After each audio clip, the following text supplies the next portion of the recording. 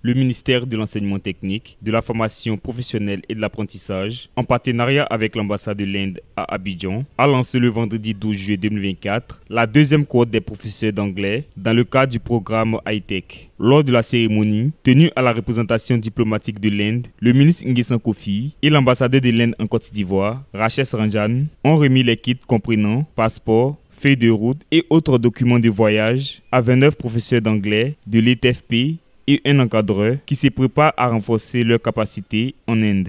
Je suis bénéficiaire de cette bourse pour aller faire la formation en Inde. C'est un sentiment de joie et de reconnaissance que j'ai envers le ministre parce que depuis que je suis enseignant en moins 15 ans, je n'ai jamais eu cette chance-là. Et aujourd'hui, je suis bénéficiaire d'une bourse pour aller faire une formation en Inde. En tant qu'enseignant, je pense bien que notre condition est en train d'être améliorée, d'autant plus que je suis un récipiendaire pour aller en Inde pour pouvoir faire une formation. C'est un honneur pour moi et pour mon pays d'aller en Inde en découverte pour les nouvelles technologies. Nous y allons pour être mieux outillés, bien que nous soyons déjà des enseignants de qualité. Nous partons pour l'enseignement technique et pour la formation professionnelle. Nous avons déjà rencontré certaines difficultés avec les apprenants et certainement que nous-mêmes n'arrivions pas à les emmener à comprendre certaines notions au niveau de la discipline et au niveau des spécialités.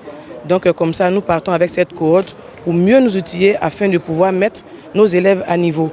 En parallèle, 10 étudiants ivoiriens ont été sélectionnés pour recevoir des bourses leur permettant de poursuivre des études universitaires en informatique, ingénierie et management en Inde. La coopération donc avec la Côte d'Ivoire touche un large éventail de domaines et il s'agit principalement de renforcement de capacités dans le domaine de langue, comme vous venez de le voir, et aussi dans le domaine agricole et dans le domaine de la métallurgie. Ces programmes de formation qui octroient des bourses à des étudiants et professionnels, fonctionnaires ivoiriens a débuté depuis 1964. Et donc c'est un programme qui va continuer, il n'y a pas de date de fin.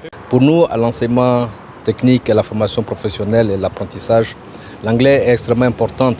Parce que vous voyez, nous avons visité tous les laboratoires il y a quelques jours. Les notices sont en anglais. Et quelquefois, les manuels de formation sont aussi en langue anglaise.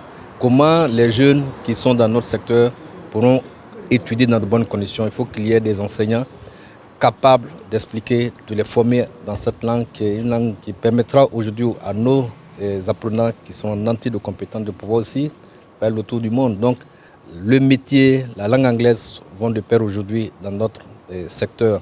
Et je crois que c'est ce que le président de la République souhaite afin que l'employabilité des jeunes soit à 100%. Je pense, avant de terminer, remercier encore l'Inde pour cette opportunité qui nous est offerte, qui permettra à nos compatriotes d'aller dans ce pays pour non seulement apprendre la langue, mais aussi découvrir les différentes révolutions agricoles, les révolutions au niveau de la technologie.